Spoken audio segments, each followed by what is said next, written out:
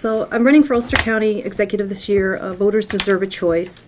Two things were really bothering me this past winter and spring. First, it looked like the incumbent was just going to get a free pass, and I think that democracy works best when there's a choice. The second reason I decided to run is the executive's plan to rip up the historic railroad tracks that make up part of the Ulster and Delaware rail corridor. It's a historic treasure that's a tangible asset that belongs to all the residents of Ulster County.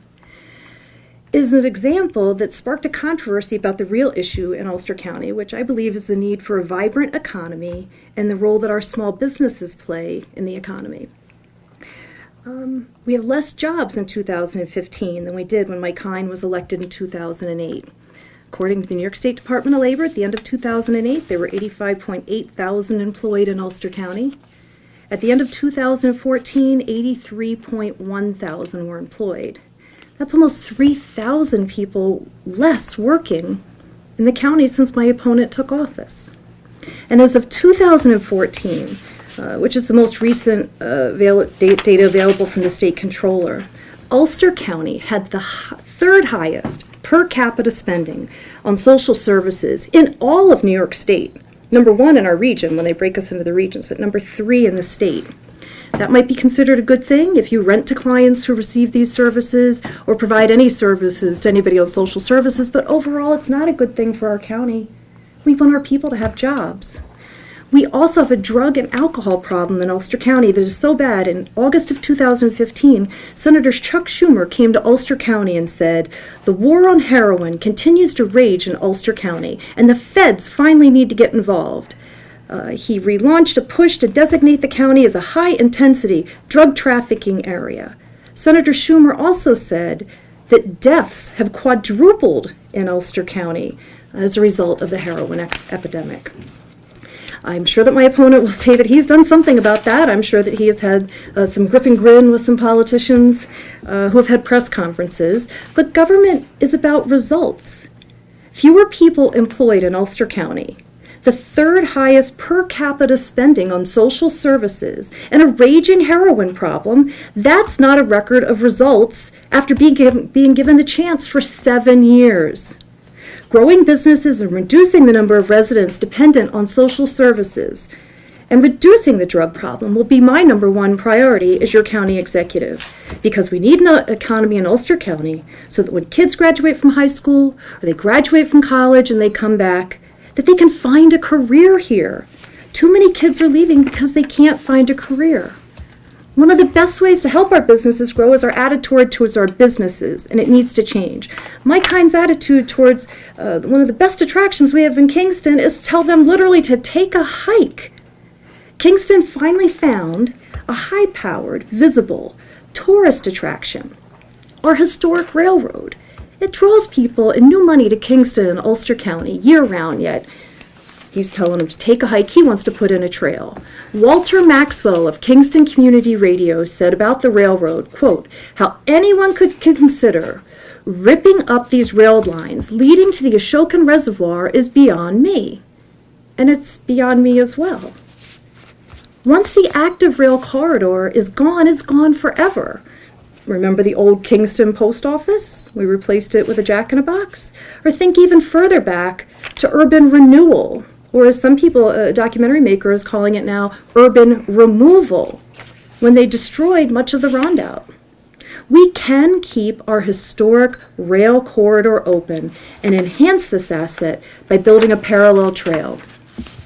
My opponent has ducked all 6 public candidate forums and debates, and that wasted people's time for the 6 locations because he refused to dialogue.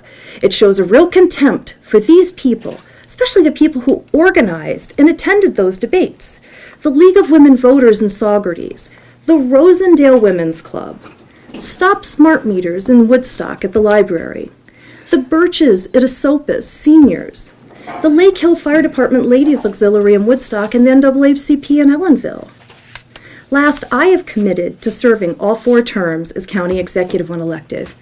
My opponent has not, and yesterday he danced all around it, and I think it was finally a no. My opponent has a 202 Washington, D.C. campaign phone number for his team. If you want to RSVP to one of his events, you can reach his team by calling a number that starts with 202, and a political operative in Washington, D.C. will answer the line.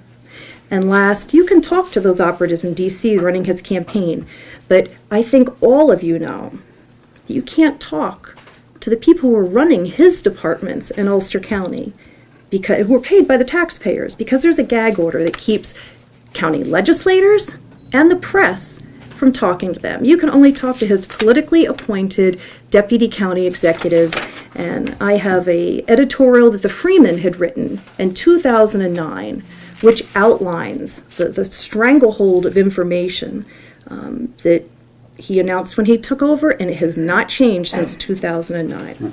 Thank you. Thanks. Terry, you've said a couple times that you decided to run because no one else would. I would think that voters would want a better reason for a candidate, not just because you want this person to be challenged. Give us some specifics as to really why you entered the race, other than the fact of wanting to make sure that my kind had an opponent, voters had a choice.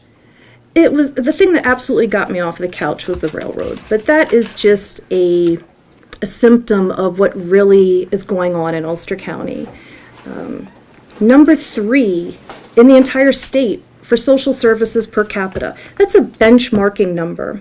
My opponent can spin numbers and stats all you want, but when you literally take the amount of money and just divide it by the number of people and compare it to every other county in the state, and we end up as number 3 behind Broome County and Chautauqua County for the amount that we're spending on social services. I don't care how good your budget is, how much you're holding the line on taxes. When we're number 3 with people on social services, and we've lost almost 3,000 jobs since you took office, you're not doing a good job. That is not a good record. So how would you turn it around? The first thing I would do is be kind to our businesses. Talk to people. Go out. The fact that my candidate, and it's not only the debates that he's ducked. I haven't seen him all summer long. I've seen him at 2 things. I saw him at Abel Garrigan's funeral, and I saw him at the Ulster County Italian Festival. But be kind is not tangible. I mean, what would you do in terms of social services and cutting those numbers? 2 ways to get the taxes down, which is what people want. You either increase revenues or decrease expenses. So a county executive is good job at cutting things, but not such a good job at growing things. Meeting with our businesses. What business would want to come to a county where a for-profit company is being told to take a hike? I have not seen any, as we were driving here today, we drove past Coles on 209 in Sullivan County, and it was noted in the car, what was that? That's a business that an economic development professional got to come to the county. And the person that's doing economic development for Ulster County right now does not have a proven track record of attracting businesses and having done that for a living. So the first thing I would do is hire a real professional who has a proven track record at bringing economic prosperity to a county, helping the existing businesses grow and attracting investment to the area. That's what needs to be done. The other thing I'll do is dedicate one of the many deputy county executives full-time to economic development, because it's just that important.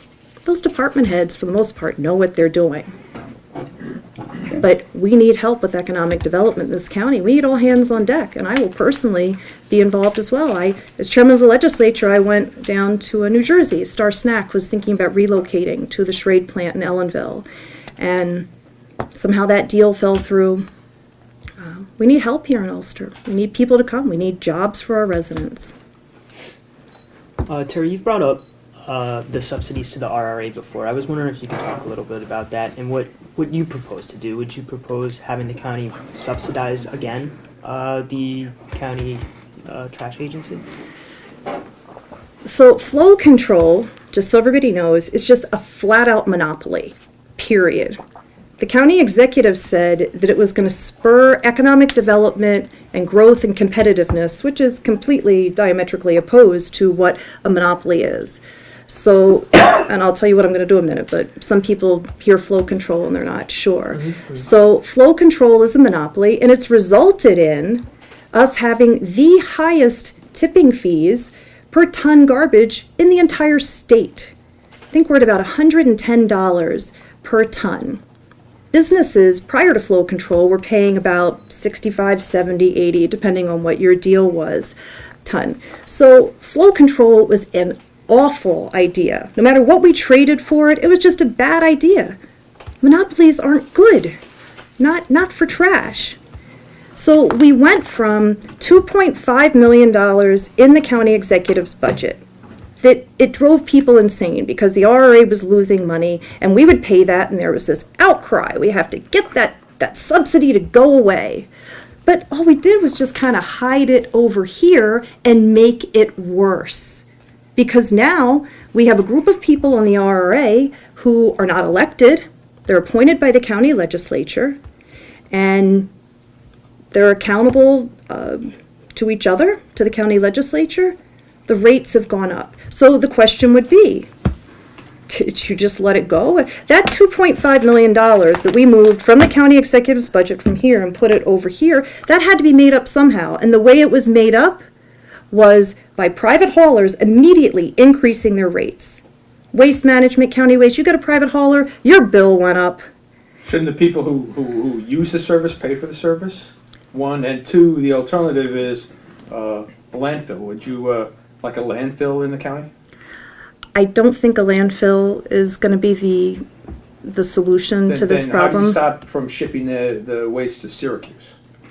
I think that it could possibly be shipped closer and maybe shipped in a different way, but let me answer the question about the people who are using it paying for it. Now we're paying twice because the county executive's law was so poorly written that the fees, so the rule is you're not allowed to take the garbage out of the county. We were going to make up this $2.5 million by keeping it all in the county, and we were going to fine you if we found you taking your garbage to Orange County or Dutchess County or Sullivan County, because that might be cheaper. The fines, if you do that, are less than the tipping fees. So now they're taking it out. Now everybody's paying. The county legislature is still subsidizing the RRA. It's still happening. So you're asking me how are we going to clean up a mess?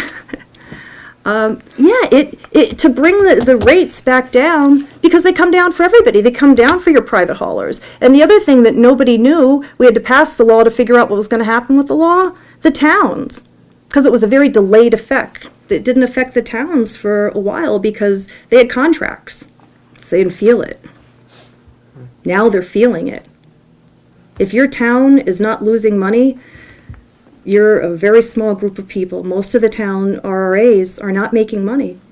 They're hiding it because they don't want to raise the ticket fees. So what do you propose as a solution here? And did you say that you don't support a landfill in Ulster County? I don't think that a landfill is going to be the right thing for Ulster County. Quite frankly, this is a policy decision to be made by the county legislature. The county executive doesn't appoint the RRA. There's a relationship only because we have a county, but there's nothing that the county executive does to oversee that board. It's the legislature's responsibility to set policy. But you would not endorse or push for a landfill in the county? No. There's some great facilities over here, Taylor, which has some very environmentally friendly ways of disposing of our garbage, and I would hope that we could find a zero carbon neutral way to do that.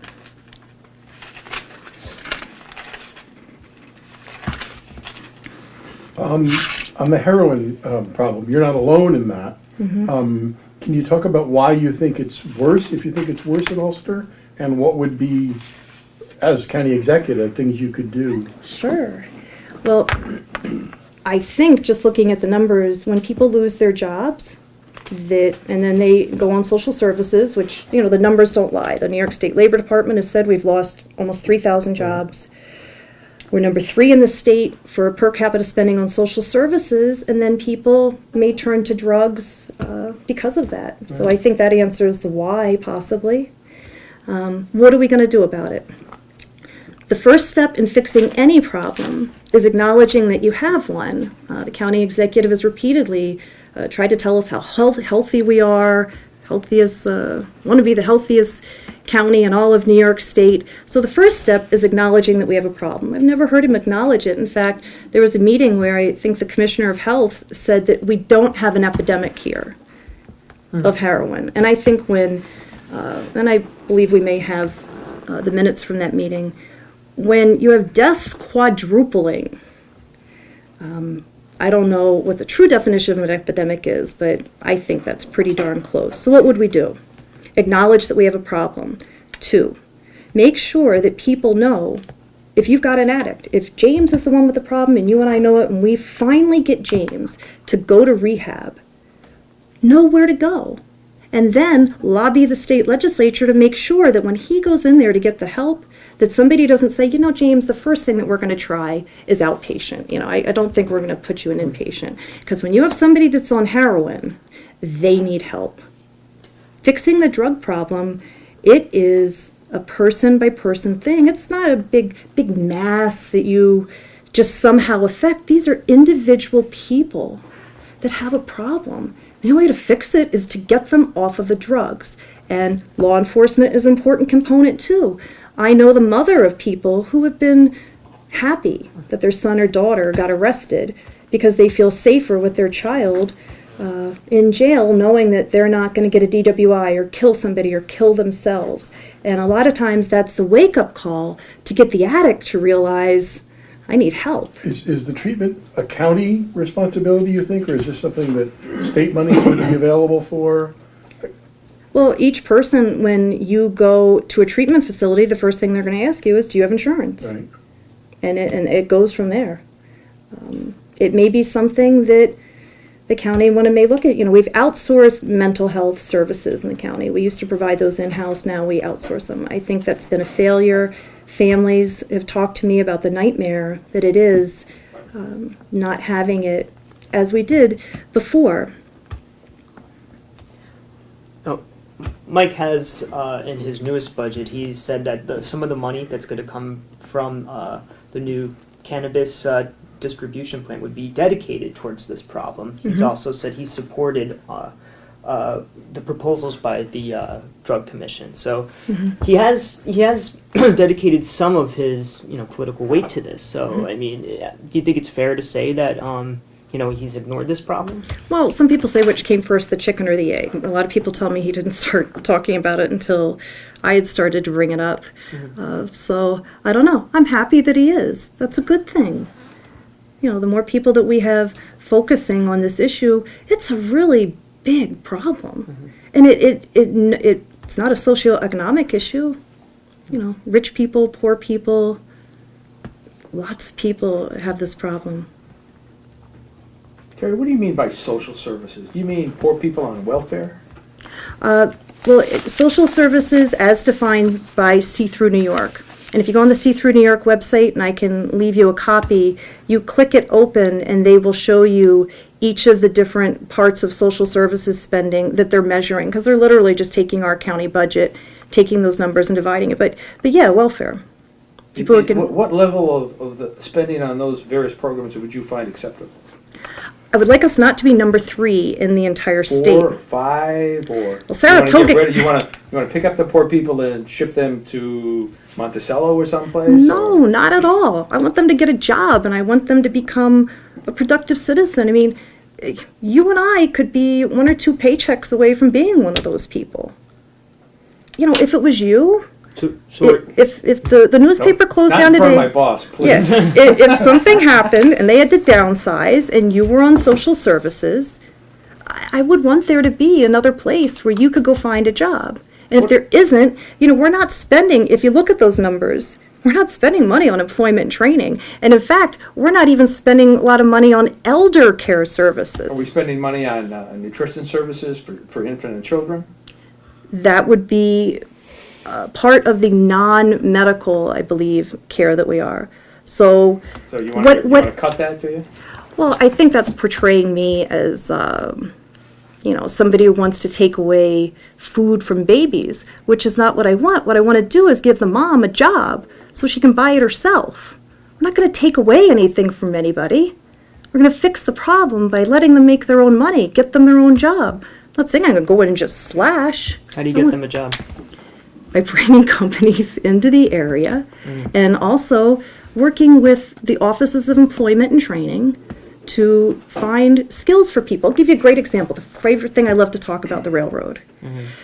The railroad has trained kids to get jobs. CSX, Amtrak. They have one employee who had to quit because he got a job with the New York State Department of Transportation doing rail inspections.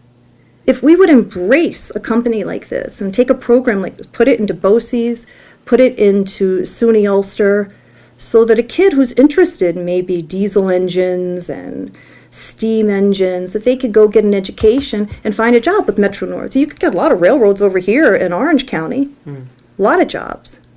We want the same thing in Ulster County. So what would your strategy be to attracting jobs to Ulster County? Tax incentives? How do you do that? The first thing I want to do is help the existing businesses grow, listen to what they want. We had an example of the businesses on Broadway in Kingston. There was a proposal to make bike lanes, and they were going to lose parking spaces. Nobody's anti-bicyclists or anti-cycling, but I'm anti a company like Monkey Joe's or Dallas Hot Wieners losing parking places in front of their business to put in a bike lane, and to listen to those businesses. Because when we have news that goes out that is not friendly to businesses, anybody who's thinking about spending some money, writing a check, and coming and opening a business in Ulster County, they're like, I think maybe I'll go to Orange County, or maybe I'll go to Dutchess County. I'm going to look at these numbers from See-Through New York. Yeah, they're pretty high on social services spending there. They say it's easier to make a good night better than a bad night good. So a company would rather go someplace that's already doing kind of good than to come someplace. So the first thing we need to do is stop the bleeding. Listen to our businesses. Talk to them. Provide an atmosphere. Any more specifics? Because the bike lane makes sense. I mean, I can see that would be a thing you could debate. Any more specifics that would really help Ulster? Hire attract a business? professional who has a track record in economic development. Okay. Right now, the person that is there, the track record is not there. Right. No, You're saying Sue Holt isn't qualified for that job? I would say so, yes. I would not be keeping her on. Should the county be giving advertising, tax breaks? What are the tools? Working with the IDA, anything. Yeah, what do they need to do? We're looking for specifics. I think that the companies need to have a sense that, like a prenuptial agreement, that it's going to be a good deal for both sides. I know people that won't go anywhere near the IDA right now because it's swung so far in the enforcement direction that they want nothing to do with them. And that's a real shame, because we have some good business owners doing some really great projects here. Listening to where they would like. I spoke with a dentist's office the other day who really loves the model that you have here in Orange County of Crystal Run Healthcare, where all the medical providers are together. Health Alliance would like to turn the Kingston campus into a sort of the same thing, a teaching facility, and also have other medical providers there. What can the county do about that? Because aren't they waiting on a state decision more than anything else? That is true. Okay. But they also would like to have somebody in office that's right there behind them. Champion the projects that need help. The Williams Lake project, the ski project up in Bel Air, getting those open. I've always, as the chairman, when I went to speak in Rosendale at the event that Michael didn't show up to, the Rosendale Women's Club, Anita Peck, who used to own Williams Lake, stood up and said, and I want to tell everybody, because I told people, I said, I will support you. I want to tell everybody that Terry Bernardo has supported my project from day one. And as chairman of the legislature, I did.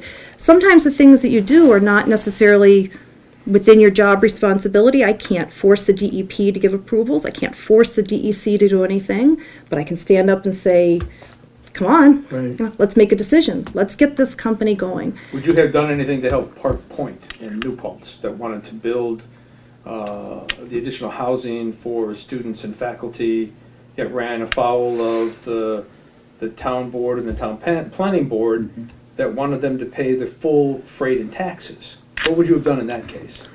I think that it was probably a good decision to not give away the store on that one. I agree with that. Businesses, I spoke with a company in Kingston, and I'm not going to be real specific about what they do because they like a lot of businesses and people that I talk to, they're afraid because my opponent is a bully. If you take a picture with me, if you give me money, you're going to get a phone call. What are you doing talking to Bernardo? But the companies that do talk to me, one is doing really well, and they want to expand. And what they said to me was, Terry, we don't want anything. We don't want any grants. We just want the government to get out of our way. We don't want groups coming in protesting. We just want to build a new plant and do our business. Because the current county executive went in and told them, oh, I can get you this, I can get you that. He said, we don't want that. We just want to get open. So And I think are you opposed to pilots, payments in lieu of taxes, and those agreements are pretty much standard in any sort of Yeah. economic development package the IDA or anybody else gives out. Absolutely not. You know, with pilots, when you're trying to get a business, Which everybody... is what essentially the IDA gave Park Point, and then it got rejected, and the court said no. When we're trying to bring businesses in, people like to call them incentives. Once we get them in, oh, well, then they got a tax break. We need to understand that sometimes a business isn't going to come unless they get it, but it needs to be fair for the taxpayers as well. So in the Park Point case, you said you agreed with the town that didn't want them to get the tax benefits of a pilot. They wanted them to pay the full bore, and yet you're saying right now that you think pilots are a good thing. I'm confused. It was a bit much. I think that it could have been a lesser benefit for a lesser period of time. You know, the difference that I bring to the table from my opponent, I've got 4 areas of expertise. First, I have a bachelor's degree in finance, a master's degree in business administration, one from the University of Maryland, one from Drexel in Philadelphia. Second, I've worked in the private sector, some pretty high-paying jobs, some pretty significant companies, ITT Sheridan, Hilton, Sands in Atlantic City, Ian Schrager at Lowe's Hotels. But third, I've been a business owner. And the talents of business owners many times don't ever even make it to government. Why? Because they don't want their business to be hurt. The politics of politics is sometimes not good for business, and it keeps the talents of many very experienced business owners out of government. And the last thing that I have that really helps is I have been in government. I was chairman of the Ulster County Legislature. So when I sit down to talk to a business owner, and they know, you know, listen, I pay unemployment, disability, workers' comp, unemployment insurance. I pay all of those things. I know what it's like to be a business owner. They trust me because what you're really doing is you're electing somebody that you can trust. Do you trust that I'm competent to do the job as county executive? Do you trust that I understand the needs of businesses? And having been a business owner, oh, I get it. What's your job creation record in that business? In what business? Skate time. Oh, skate time. We created the jobs that we said we were going to. There was a controversy that said that we promised all kinds of jobs. It's a roller skating rink and a skateboard park. We have a manager. We have snack bar attendants, some birthday party heroes. The fact of the matter is... So 2 full-time jobs? Yeah, 2 full-time jobs and a bunch of part-time jobs is. The fact of the matter that this county was so hostile towards my business that they came in and took a perfectly good pilot. One day came in and said, you know what? It's done. We broke it. I hired an attorney, and the attorney said, oh, listen, Ulster County, you had no legal basis for what you just did. You better reinstate that contract. And they did.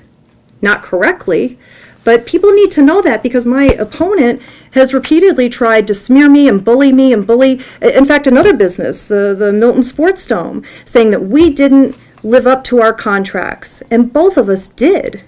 But that's why that's why business owners don't go into politics, because of bully tactics like that, because being afraid that your business is going to be smeared. I had to go all the way to Albany to find an honest lawyer that would represent me against the county of Ulster and IDA in this matter. What they did was wrong, and it shouldn't happen to anybody else. And as county executive, I wouldn't do that to my worst enemy. That is just an awful thing for anybody to have done. And he had to have known. All you have to do is look at our contracts to see there's nothing in there that we did not comply with. We complied with everything. I'm gonna give you an out. I'm sure you're not suggesting that every single lawyer in Ulster County is corrupt. No, I just think it's funny, I had to go to Albany to find an honest lawyer. Not many would say that. Yeah. That's aside. I just want to go to tourism. I know Catskill Mountain Railroad is close to your heart. Tourism is becoming one of the major driving forces with, I think, with wineries and such in Ulster County. Give me some examples of other tourism places that you would push for. Well, the biggest thing is the railroad. You know, this election is about that. Their contract is up next year. My background is in hospitality. I worked in the hotel business for decades, and in fact, you know, the county currently uses a company from Orange County to help promote us. Now, sorry, that wasn't the rest of the question. Ellenville. Ellenville, disproportionately disadvantaged component area within our community. No question about it. Now, we could have simply sat back after the licensing results were done and simply said, well, I guess the Neville didn't win. I hope things go better. And that's not how we operated. We did just the opposite. We were very proactive at that process. We said, okay, understand the challenges that face the Ellenville community from an economic development perspective haven't gone away. So let's talk about how do we work with the community. And so we reached out. We devised this strategy we called the Ellenville Million. It's been lauded for being able to be a ground-up process, working with community members instead of the folks in Kingston and government in Kingston telling people what they should and shouldn't be doing from an economic development perspective. We worked with the community. And again, some of those things are things like soft landing funds that we're very excited about what that can mean, trying to eliminate some of the burden that comes with some of the soft costs associated with development. And again, additional grant writing assistance. So we're pleased about where that's at. And again, we think that it's a model that can be replicated by other counties as well, especially when you're talking about highly distressed areas. Can you thoughts on that? Well, Oh, we should, just one last thing. The dollars that are associated with that aren't simply county dollars that have been poured into that process. Though we have been fiscally responsible and we've strengthened the county's finances, and that's a wonderful thing. What we're talking about is taking impact money that comes from the licensing fees associated with casinos, and no other portion of our county has been more impacted by the Sullivan County casino scenario than Ellenville, and taking those dollars, and they're not here yet. Right, and So we're fronting the money to make sure that we can move at the speed of business and address the issues now, and not wait for when those dollars come to backfill. okay, so you're going to use sort of. Yes. County's going to come up with the money The until good news is we've been in 2 fiscally years. responsible to be able to have those dollars to invest and make sure that we can help people in their time of need and not wait, again, for the speed of government to move forward. How much money is that? $1 million. And again, the nice part about it is we're also working with multiple entities along the way with grant writing so that there can be a compounding effect of that as well. Well, it's pretty easy to remember the name because he just came, he's 45 minutes late because he's with Governor Cuomo, and it's very much like Governor Cuomo's Buffalo Billions. This is the Ellenville Million, and it really is money that would have come to Ellenville in the following year. The state legislature set up the laws so that the communities who didn't get the casino got the money. An election year, great idea. Let's front them some money, I think interest-free. I know that we've dipped into the fund balance for the budget this year. So now we're giving, I think, an interest-free loan to a community, and it would have come to them anyways. So But it would have it's- come. yeah. It would have come. I think 2 years in because they've got 2 years to open up the casino. Yeah, it So would have you come could- anyway. So right, it's you could nothing make the case, that original. right, but you could make the case that why have them wait 2 years? Obviously, I don't think anyone's questioning the severity and the need in the Wawarsing area, and with the Neville apparently staying closed, and possibly the hotel right next to it is also the Falls View, not looking very well. I think it's important we also highlight, it's also, this is a complete misunderstanding of the issue. It's not a free loan in any way, shape, or form. It's an interest-free loan, just the opposite. These are programs that people have to perform or they don't get any money. Okay, it's critically important that there's an accountability component associated with this as well. We're working with Pattern for Progress to be able to ensure that there's that level of accountability on everything that we do on this issue. Mike, I wanted to ask, you haven't you've left the option open to run for Congress next year. If, let's say you do, hypothetically, let's say you do run for Congress, how would you be able to do that and still be county executive? Well, I appreciate it, but I don't do a whole lot of hypotheticals, okay? But What you I've have said- left the option open. What I've said is very simple, that I won't speculate, okay? I'm very pleased. I spoke to a group yesterday, and what I told them was what my mom tells me. My mom tells me that if you're doing a really good job, people don't ask you this question. But do you think voters deserve to know that the person that they're going to vote for in Sure. November, if they're giving the person the job, that person's going to stay on the job for 4 years? It's not that it's not a legitimate question. The answer is they don't have an answer, okay? The answer is really very simple. I'm proud of the work that we've done. We've done an extremely good job, recognized both statewide and nationally for the work that we do right here in Ulster County. And as a result of that, lots of different speculation takes place. Are you considering it? What I am considering right now is one thing, being the best county executive I can be for the people of Ulster County, just like I have for the last 7 years. But for the insurances of people who say, we want to vote for Mike Hein, and we want Mike Hein, We appreciate that. and we like Mike Hein, but we're voting for Mike Hein because we want him to be our county exec, and not having assurance as to, A, you may not, and B, as James was saying, certainly at some period of time, running for that type of position would take you out of the county exec spot in terms of just doing the daily operation. We should really be very clear about this. There's the same kind of conversation that happened years ago when people were talking about potentially being a lieutenant governor candidate and those kinds of issues. The reality was very simple to me. We focused on doing what we set out to do, which was be the best county executive for the people of Ulster County, and it's worked. And that's where my focus will remain. I have a practical question. Can I just say, though? Oh, sure, go ahead. People really have the right to know because they think even if they think they're electing Mike Hein, if he were to leave that office for whatever reason, there's a succession plan.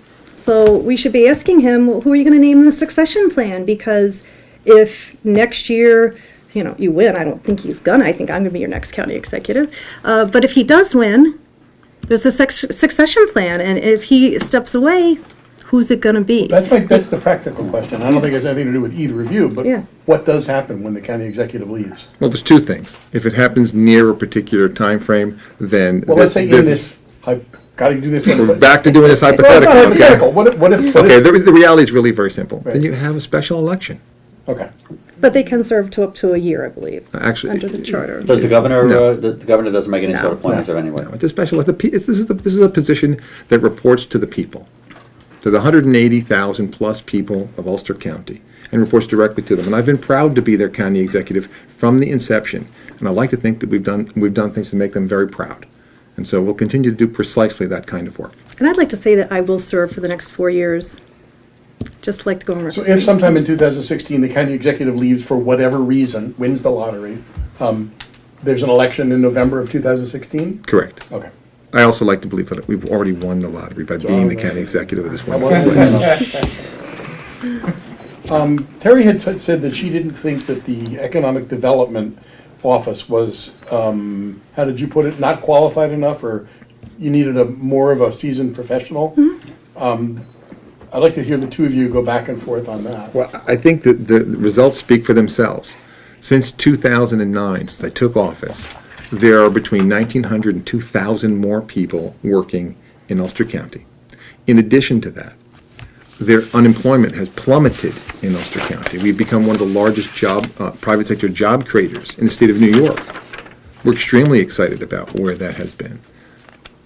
I would just say that's not true. But just 1 second. Sure. The conversation that I had yesterday was intriguing to me. I heard just exactly the opposite facts that I know to be true. My opponent said, we believe that there's 3,000 less people working in Ulster County. I said, that's interesting. So I went and did some homework last night. And what I found was this. She was counting years. I wasn't the county executive. So you're talking about specifically during Of course, your, of course. county It comes back to a willingness to say anything, regardless of the factual accuracy of it. And I'd be more than happy to share my homework with you. Well, I'd be happy to, too. The New York State Department of Labor, the county executive was elected in 2008 and started serving in 2009. So that means when you came in 2009, that we had, I think, 86.6 thousand people working in our county. It then dipped down to 83, it went to 86, 84, 83, 83, and it stays at 83.1. So you took over with a fairly healthy economy, with 85.8 thousand people working, and so it is true. I would And I'll give that to be you, very so you clear can about have this, that. and we'll be more than happy to provide you the data. But I will tell you, it's amazing to hear that Ulster County was so completely different than the United States of America, that in 2008 was going through one of the largest national economic crises since the Great Depression. But my opponent would like to lead you to believe that it was the best possible of times we could have ever had. Well, it was. You were And county some have- administrator. And sometimes it has plummeted since then. It's simply not true. But is it true, though, that while we certainly had a national recession, that the jobs did go down No. during the period of time from when you took office to now? No. 1,900 plus more jobs. Okay, and I'll be more than happy to show you the information, and we'll move through that process, and you're more than happy to take a look. But to get back to specifically that position, Sure. what are Sue Holt's qualifications? And think about the logic of what this is. Okay, the logic says that somehow, some way, some shape or form, we have been. And again, you've reported it yourselves. Department of Labor statistics show our unemployment rate plummeted since that point. Okay, you've reported as well within your newspaper the fact that we've been one of the largest private sector job creators in that entire time period. The logic simply does not jive. Okay, but even if we take 2009, in 2009, the New York Okay, State listen. Department of Labor, who works for Andrew Cuomo, who you were just with, had us at 83,000 employed people in the county. Because unemployment numbers can be skewed. You know, people stop looking for work. These are just flat out, the Department of Labor is counting who's employed. It's In 82,000. It's 82,000. I mean, it's remarkable that we're having this 83,000. conversation. We'll- I'm sure you'll sort through the We'll data. check through the. Yeah. I'm looking the forward Department to of Labor it. numbers. We're looking Yeah. forward to it. James, can you follow the question? Well, I mean, I was with Sue Holt. What are her qualifications to be the head of economic development in Ulster County? First up, she's been extremely well trained through this entire process with some of the best economic development. Is she going to school right now for economic development? There's constant continuing ed, just like any professional. So she's learning on. She's Make sure learning on the job. That's like saying That's like saying an attorney is learning on the job when they go get continuing ed but classes. she is getting education, continuing education. Of course, What were her of course. qualifications when she came onto the job? She came in as an attorney and someone who has worked within the county executive's team, being able to assist businesses on a regular basis. She has assisted over 400 businesses within our community and helped bring in over $28 million in CFA dollars. So the success is unquestioned. And what classes or what is she taking now? Again, I'd have to go get you the exact name of the classes.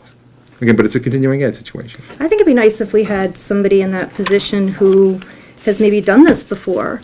We have a lot of attorneys working in the county, and attorneys are great, but you need to have something else in addition to that, some sort of specialty that you bring to the table. And, working in the county executive's office and just helping people isn't enough for Ulster County. That's why we're number 3 in per capita spending in social services. There's not the jobs here. The know the what? numbers don't lie Can there. we just stop for We 1 second need on that a- one? I think that is a fantastic point she just made, because it's a point she made yesterday. Number 3 in DSS spending, basically number 3 in welfare is what she's saying. Okay, that's a pretty strong assertion. It speaks volumes about someone who simply doesn't understand the numbers, doesn't understand the issue, and thinks that she has something that she can run on from a political perspective. Let's begin to talk about that, just really briefly. Okay? Let's talk about it. First and foremost, it's an apple versus oranges comparison. In Ulster County, we include something in those numbers that's not included in other counties, and that is our early intervention and preschool numbers. That's $15 million. The number that she's quoting, and I encourage her to share it with you, is from 2013. You know what else is included in that? County-owned nursing homes. We don't own a nursing home anymore. when you make those basic adjustments to that, it moves to 26th in the middle of the pack. But it's a willingness to say anything, to throw it out there and make a presumption that people won't check when we do our homework and we know what the truth is, and we knew that wasn't true. I'm proud of what we do, and I'm proud of the investments that we make to assist both mothers, infants, all the way up to 5-year-olds to make sure that they're successful as they enter into the school programming. And simply put, we just put it in that category that's broadly defined by the State Comptroller's Office, and that's not where most counties put it. Terry, I have a question for you. Yes. I mean, fortunately or unfortunately, I've been here since 1994. I remember the days when we had something called the Ulster County Development Corporation, which paid some people $100,000, I think. I don't have the exact figure for the salary of the economic development chief. And frankly, they were no more successful than anybody else that has attempted this effort to try to bring companies into Ulster County. In fact, you know, they left. Some of them left willingly, and some of them did not. Those are professionals with, you know, a track record and that came here and basically achieved very little or nothing. I mean, have you considered that? I have, and you know, that's a real opportunity that when we talk to people about what happened when IBM left, we had a legislature that had 33 part-time members. They make about $10,000 a year. They all have jobs, they're teachers, they work wherever, some of them are business owners, and things were going really well in Ulster County for a while. IBM was here, and when we lost them, that legislature was not really equipped to manage the entire process. And I think we saw that throughout the jail. And that's when the county stepped up and said, wow, you know, I think we should get a full-time person, a county executive, to do this. And we did. And the person that this county executive chose to hire is a lawyer who worked in his office, a political person, who's taking some part-time classes now, I think, to improve their skills in economic development. No proven track record of having brought anybody in to a county. I want to go out and find, and quite frankly, I don't care whether they live here, I don't care where they come from. We got our health commissioner from somewhere else, we got our deputy county executive from another county. Let's go out and find somebody who has a track record of bringing companies, big, medium, small, to a county. Let's get a track record, because I stand by those numbers that Andrew Cuomo's Labor Department put out. It couldn't be any simpler. I mean, you can say, oh, we're the third in social services spending, and we're going to nitpick about what those numbers are. The fact of the matter is, those are benchmarking numbers that See Through New York puts out. And I think they're a pretty credible organization. Those numbers from Andrew Cuomo's Labor Department don't lie. The number of people employed, and people know it. They know when your kids graduate from high school, where are they going to get a job? You know, there's When they one come back thing- from college. When we talk about nitpicking, by nitpicking, we mean being accurate. Okay, we're very serious about how we do things here. In Ulster County, we took the county from a place where it was literally crumbling. The road systems were crumbling, taxes had gone up 39%, and that wasn't the only time it had skyrocketed. The jail project was a complete nightmare, and our community was facing very serious times. We came into office, and we completely redid everything because we put the people ahead of the politicians and delivered results. And our results, again, have been recognized not just statewide, but nationally. And I'm very excited about what that has meant, because what it's done is show what's possible in government. And that's something that we have focused on continuously. When given the choice of bringing in personnel, don't forget, I'm proud of the record and the track record that we have. But my opponent has a track record too. When she went to bring in hires, she brought in a gentleman named Sandy Mathis, who was supposed to be an expert, though he left Greene County in disgrace. She brought him in for a no-show job so he could make it all the way to a pension. Never showed up. I never saw him. I spend That's 60 a hours lie. a week. Sandy 60 hours a Mathis week came in there. and signed his timesheets. You can check with Vicki Fabella, the clerk of the legislature. He reported directly to her. And to smear that man's reputation is unacceptable Well, and a bully I tactic would- that this guy uses all the time. He uses it with me, and he's using it with Sandy right now. I would encourage you to look into his history in Greene County. What was the position? He was the It's a head of good the question. IDA there. He was so successful. And what was He his brought. position in Ulster County going to be? He was a newly created position that the legislature had passed in the budget before. He was a part-time budget advisor. I think, I don't remember his exact title. And who hired him? Oh, Okay. we did. It was You mean the the year. county yeah, legislature. the year before, the legislature put that position And it's the into the personal budget. hire of the And chairperson. the one thing I did when I came in is I increased the number of hours that all the employees worked in my office and didn't increase their salary. I hired a person at the direction of the county legislature. The legislature is the appropriating body for the county of Ulster. The chairman just doesn't have willy-nilly discretion, like I can go out, I could hire James, and I could hire you. I didn't have the discretion as chairman of the legislature. The legislature passes a budget where there are appropriations made for labor. It's not up to me. Am I going to hire a bunch of extra people? I was under a lot of pressure to fill that job, and I filled it with somebody who had a track record. Sandy Bathis has a fantastic track record in bringing jobs and businesses to Greene County. My goodness, he had a pay structure that was set up so that he received a commission on parts of the deals that he did. He did phenomenally. He took jobs from Ulster County, who was in Greene. He took Colony Liquors from us. This is really simple. I'd love to hear what he did when he was here, because I have no idea. Okay, accomplishments-wise. Vicky Okay? Fabella can tell Please. you, he reported directly to her. He was a fantastic employee he's who appointed- gave us great advice, just like your advisors He's a- give you advice. He's appointed by the chairperson of the legislature, so we should be really clear about who was appointed by and hired by. It was a political appointment. Joe,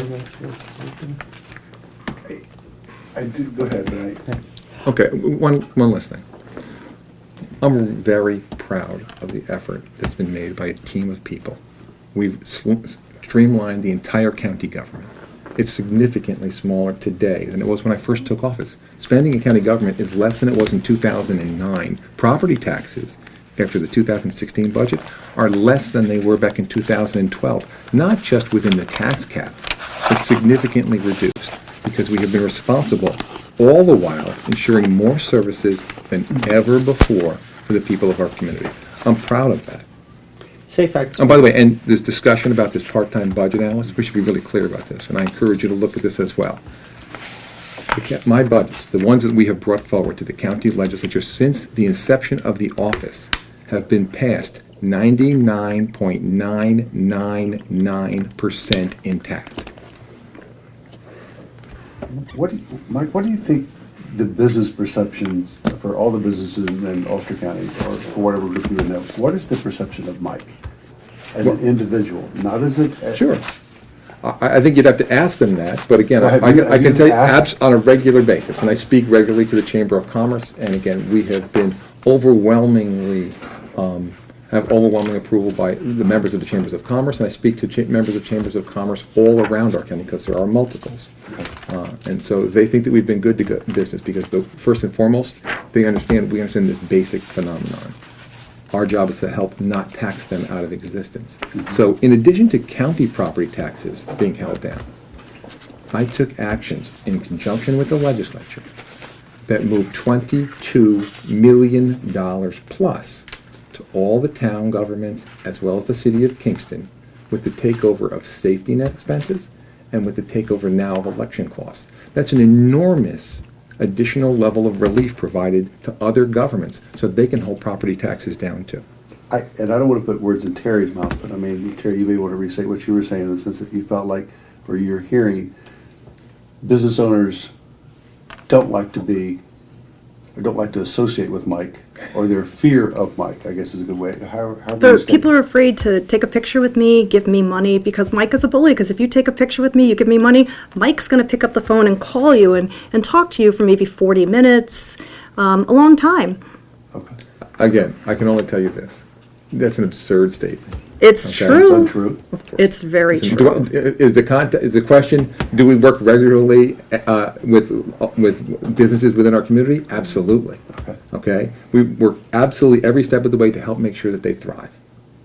Businesses And I think shouldn't be I told. can provide you with hundreds that will say exactly the same thing. Listen, a county executive shouldn't be calling up businesses and telling them where to advertise, what to advertise, because it doesn't agree with their political agenda. That's just wrong. And as a business owner, I know the difference between what should be done with the business and not. You have an And that is example of something, Yeah. I would ask for exactly the same thing, some example You of have an that, so I can example of better understand this. yeah, there are people that advertise in the paper, the Lincoln Eagle, in a spread that said they support rail operations expanding from Kingston to Phoenicia, and he's called a good number of them, and, I don't think that a lot of them would like their name used, but I will tell you one, Scott Harrington said that he had a 40-minute conversation with you, and it was very public that the conversation was had. You know why? But he Because didn't I'm want doing to. his radio show tomorrow. So Well, if yes, everybody, I'm doing listen, his Mike radio hasn't show shown tomorrow. up for the last 6 public forums. Nobody's been able to ask Mike a question. Everybody, here is your chance. Tomorrow morning, Scott Harrington's radio show. You can call and ask Mike questions. Again, this is, No, but there's a challenge. legitimate question there. Why didn't you show up for these meetings? for the other meetings, it's really simple. First and foremost, the business of being county executive means also making sure that I help the government run. That's been the primary thing. Again, if there were other issues in any way, shape, or form, They we were all worked at within the night. organizations. They were all at night. I mean, they were after hours, 6, 7 o'clock, Woodstock. That's a legitimate question. It Oh, is one was on a it's- Saturday. it is The Birches and the absolutely- You're talking about Sopas, the senior People having a citizens. choice and this being a democracy and politics. Politics means showing up at forums. Absolutely. So And why that's, didn't you? well, we were here yesterday. We were in a forum yesterday, a very large But public people forum. weren't We're there. here today, being able to There's no speak to all of you. And we're residents here looking either. forward to doing the same exact thing on Monday in a large, wide-open public forum for everyone at the George Washington School in Kingston. So you just chose not to go to the other ones because they. Well, either there Or was, close there to was either, election no, time, there was or- either a scheduling issue. And sometimes it- 6 times, the NAACP, the League of I Women can Voters, only tell you- Saugerties, 2 I'll have in to go back and I'll Woodstock. take a look at exactly what those events, and I'll tell you. Okay. Sure. Did you get invitations to all of them? Some yes, some no. Were they legitimate forums in some way or form? Again, let's make very clear about this. I'm sure that they were all legitimate Look, forums. NAACP, Maud Bruce is very legitimate. She has that every year. The Birches, the DeSopas, senior citizens, that's don't- very legitimate. League of Women Voters, Saugerties, the Lake Hill Fire Auxiliary, that ladies' fire auxiliary in Woodstock, they do that every year. These are not, even if you didn't get an invitation, if you've been in politics for a while, you know that these people are going to have a candidates forum. You know, these people that plan these, they deserve to have the candidates, and the residents that showed up at those forums deserve to see both county executive candidates there. The good news is, we're here today. There's no good We'll news be about here not showing tomorrow. up to 6 debates. I appreciate None. my opponent's perspective. Okay?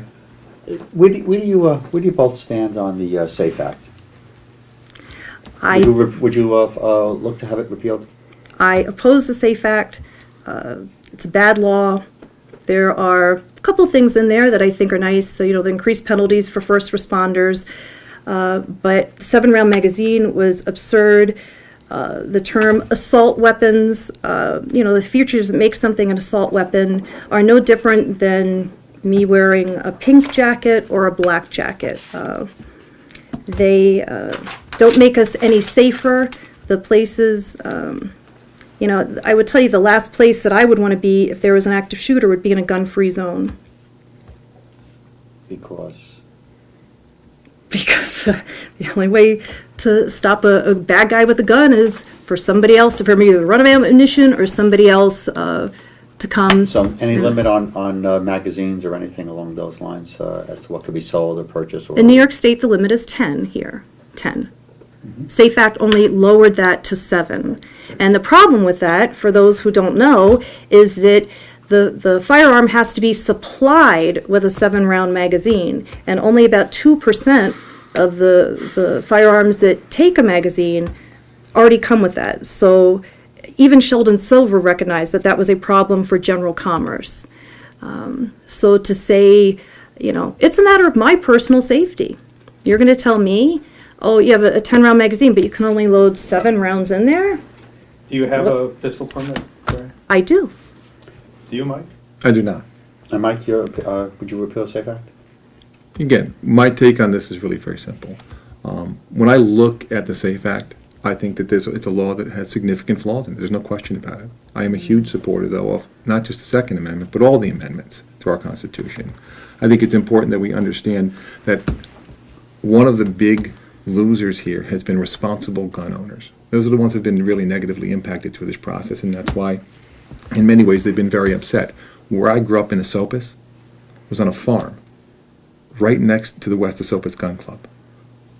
We've had shotguns my entire life.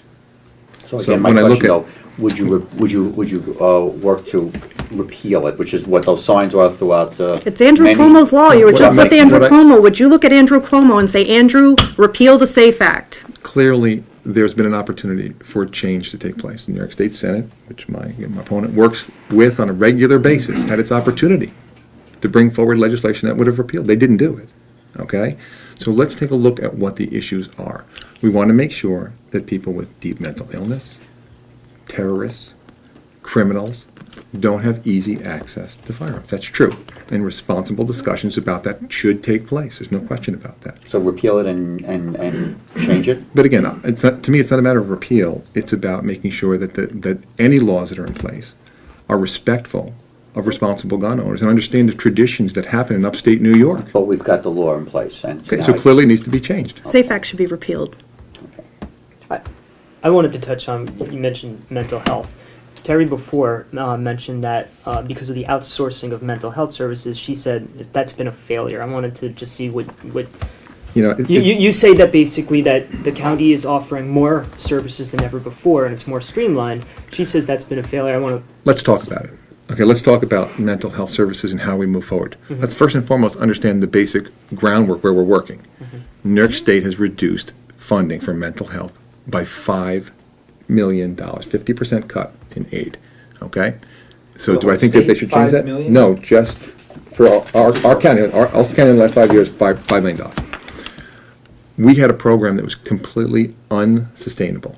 And so we understood that there was a reality here. We needed to bring real changes to the program, and we're excited about some of the things that we've brought forward. First and foremost, a leading-edge suicide prevention smartphone app that empowers educators, students, and everyone, recognized around the state as an incredible success. In fact, Orange County and Dutchess County, when I was the president of the County Executive Association, I gave it away to other county executives. Here's all the technology, here's all the expertise. Utilize this because it will help save people's lives. And mental health professionals in Ulster County have lauded it. We've won awards for it. It's very nice. It's critically important for empowering individuals. When it comes to things like our mobile mental health crisis team, first time in Ulster County's history, we have a mobile mental health crisis team. So that our law enforcement personnel, when they're on the scene, don't have to be the mental health professionals. So that jail or our emergency rooms don't have to be the only choices for people with mental illness. So we put professionals on the scene immediately with a mobile mental health crisis team. And we're very excited about what that's done, and we're continuing to expand on that program. We worked with partners to make sure that we could provide the best possible service. Because in the past, if you were a parent and you came to an Ulster County clinic with a child who was in crisis, you may have to wait 2 or 3 weeks for an appointment. And that's simply unacceptable in that moment of crisis. And so we worked with Astor Home for Children and Family Services, and we've partnered with them, and Hudson Valley Mental Health as well. And in that process, we've set up a system that simply works. We've done it in conjunction with CSEA, and to be quite frank with you, my opponent voted for it as well. Terry, how can you call that program a failure then? How are those services a failure in Ulster County? How do you back that up? Residents who had the before and residents who had the after say it's awful. How? They just don't feel that they're getting the services that they need. They said they want it back like it was. What services are they not getting now? Reaching out for, it's not something that they're going to disclose to me, what specific things that they're seeking. That's a very personal nature. But I can just tell you that I've gotten the phone calls. How many phone calls? 20, 30. People saying that the county isn't providing the mental health services that it used to. Yeah. It's really, really bad. This And a lot of seems- times, people don't elaborate, but that's what I hear. And the fact of the matter is that everything that my opponent says, keep in mind, he was the county administrator during that 39% tax increase. It's not like he was in the private sector, working for a major corporation. He was in county government. He was deputy treasurer. He was county administrator. When all of this bloat, all of these things that he came in and saved the day happened, he was there helping to create it. Make sure we're really clear about this. That's a perfect example of gross factual inaccuracies. I wasn't the county administrator when that happened. Period. Who was? Art Smith. You were deputy treasurer, helping to make the recommendations to No, the it doesn't- legislature that they base their decisions Again, on. it's a failure to understand the process, not in any way, shape, or form how that works. You're just such a bully. I mean, to say that I don't understand the process is just disrespectful to me. I would say. I the have been the chairman of the legislature. I understand county government. I understand business. I understand what I'm doing. And to say that I don't is just a nasty campaign technique that I don't think is going to work. So let me see. You've misstated unemployment numbers. You've misstated mental health treatment options. You have failed to understand that I wasn't the county administrator when you said. I didn't there's say large administrator. I things. said deputy treasurer or administrator. What we're dealing with here is, I would say, we're always going to hear rhetoric. I got it. I'm very proud of what we've done. But what are we dealing with? What we've come into here is we came into a county government that was in shambles. I don't mince words about this. It was bloated. It was nepotism and cronyism driven. And we did something about it. The first executive order I ever issued was an anti-nepotism and cronyism executive order, and it's worked extremely well. I changed the government from being about who you knew into about what you knew. And significant economic benefits have happened, and we've seen major changes throughout county government operations. Let's talk about the basic economics of it all. Again, we're seeing large property tax increases. Those are gone. But it was way worse than that. Again, that 39% tax increase, that didn't include all the debt service on a jail project that was far, far, far over budget, roughly $23 million over budget, 3 years behind schedule. We showed that that's not the norm. It doesn't have to be that way, that you can truly do things right.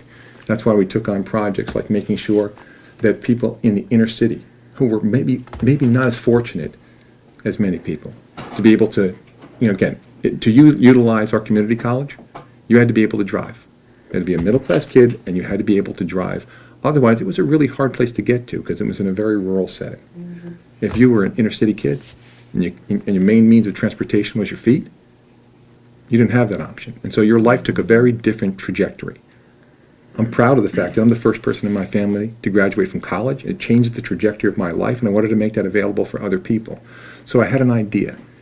It was really an improbable idea to take one of these closing elementary schools that were happening all across upstate New York and convert that into a satellite campus of our community college.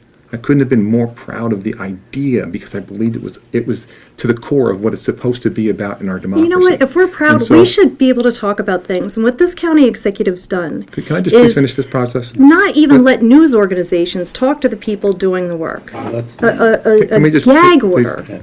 Okay. The reality of this is, this project was done, $7.8 million project, a complete renovation of what was otherwise a boarded-up, graffiti-filled elementary school.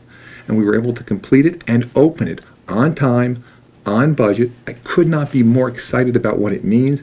There are young people right now, if you can walk to high school, you can now walk to college. And the best part about it, because we were able to identify both private and public grant funding, no additional negative impact for the taxpayers of Ulster County. A $7.8 million renovated facility providing access to higher education for entire communities in high-density population areas at no additional cost.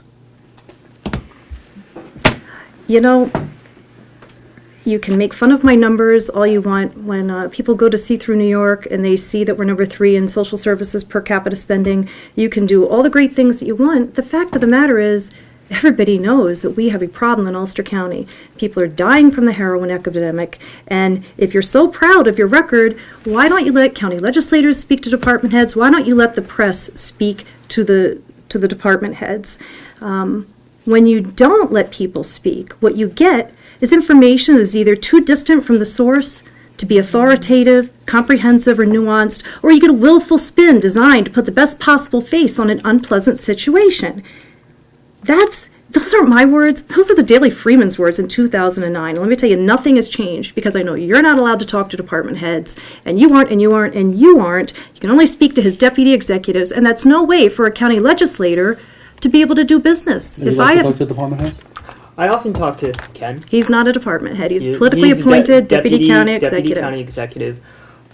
Sometimes I am allowed to talk to. Sometimes. Well, don't tell the other reporters that. They'll be jealous. We don't worry about the other parts, but, I mean, do you have problems talking to the department heads? I'll tell you. Oftentimes I will go straight to Ken, and he will give me the information that I need. But I am allowed sometimes to speak to department heads. And there's a reality here.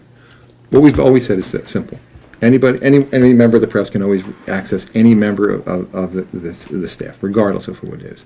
The reality of it is very simple. Sometimes questions get asked, and deputy county executives have the ability to bring in multiple county personnel to answer the question more comprehensively. That's it. But independently, you can go off and talk to anybody you want. There's going to be a Because there couple of probably would be- reporters. because there There's probably going to be a would be cheer that's questions going up. that Of course. with DMV or whatever, that'd be better that. It's a classic Reporter example would where talk people to them. ask a question about a particular department, and what the deputy county executive does is bring together all the necessary personnel to be able to comprehensively answer the question.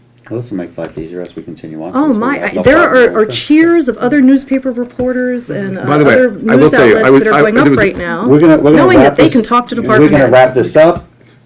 I have one more question. Go right ahead, and then we'll finish. Obviously, working with the legislature is a big part of this job. Of course. I would like each of you, because you obviously have had experience with the legislature, you've had experience working with them, just make your case that you're better qualified to work with the county legislature. Terry, why don't you go first? I do. I think that my experience as chairman of the legislature gives me a unique insight into how to best serve the taxpayers of Ulster County, because that's what it's all about. I've represented people. I've advocated for them. When they have a problem, they call me and I try and help. We need a county executive who is there for all the legislators, so that when they're trying to fix taxpayer problems, and it's not just the reporters and the legislators, it's also members of staff from our other elected officials that get that, you have to talk to the deputy county executives, you can't talk to the department heads. And that hurts the residents of Ulster County when a staff member for an elected official or the press is trying to get information. That would stop under my leadership. I would take down those walls, let people talk to each other. Let the chips fall where they may. These are people that are paid with taxpayer dollars to serve the taxpayers. They should be absolutely allowed to talk to the elected officials. I respected Michael when I was chairman. He said he didn't want the legislators speaking directly to the department heads, only to the deputy county executives. Now, some of them had a special arrangement, and they would go around it, but as the leader, I respected that, and that was what I told all of the legislators. Do not go to the department heads. The county executive only wants you to go to his deputies. And it doesn't work well, because the further that you get away from the source of the information, the harder it gets to get that. And those people are paid for with our tax dollars. At no time does hoarding information or being secretive about things to boost your own power, is that ever successful? And that is never something that I would do. Mike? To me, the good news here is that we have a really clear track record. 7 years of significant results turning a county around, addressing important issues like serving our veterans, our seniors, property taxpayers, a whole host of major issues that our county was really either lacking in or really suffering in. That's done in partnership, hand in hand with the legislature. There was a question earlier about substance abuse. I think it's important that we talk about it, but I think it's also very important that we don't in any way, shape, or form politicize something that is so deeply painful. This is a national issue. The president was just in West Virginia on this issue. It's about how you can do important and positive work to make a difference in the lives of people. One of the first things I did was direct our Department of Public Health to make sure that Narcan was available free of charge with complete training to all first responders so that we could help people who are in that moment of overdose and bring them back. I also made sure that working with our Sheriff's Department, we have some of the largest number of prescription bottle drug drop-off sections in the entire state of New York, because we understand how important it is to keeping opioids out of the hands of our children. We invest over $1 million every single year in prevention and treatment efforts in this very serious national crisis. Add to that, though, the legislature, which has been an incredible partner, and I give them an enormous amount of credit. Chairman John Parity, who'll be meeting with the governor in just a few hours, has been a real partner on this issue. He formed a committee called UCAN.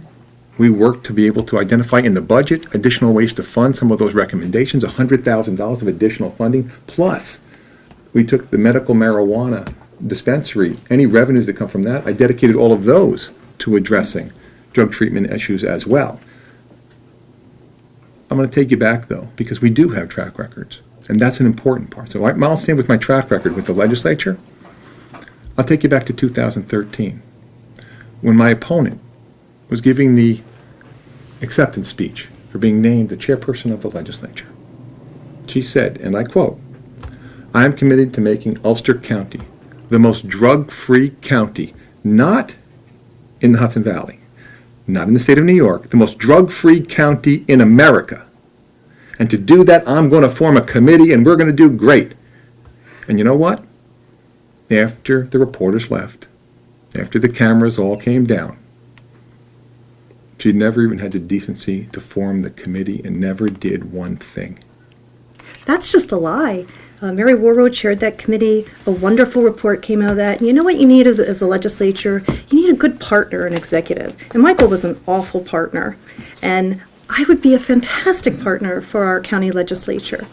I know what they go through representing the residents, and I care about them. And talking about track records under the county executive's leadership, deaths from heroin have quadrupled. Senator Chuck Schumer has come in and said that the federal government needs to get involved because the problem is so out of control in our county. That's the track record. Increased social services and less jobs. That is his record. This is an embarrassing misrepresentation of the facts. Are you saying I'm embarrassing? Okay? Any other questions? That was a question. Is he saying that Thank I'm you very much. embarrassing? I appreciate it. Guys, I don't say guys, I apologize. Thank you really both for coming in, taking the time. I very appreciate the much. opportunity, and again, I apologize very much for being late. Hopefully it was for a worthy cause.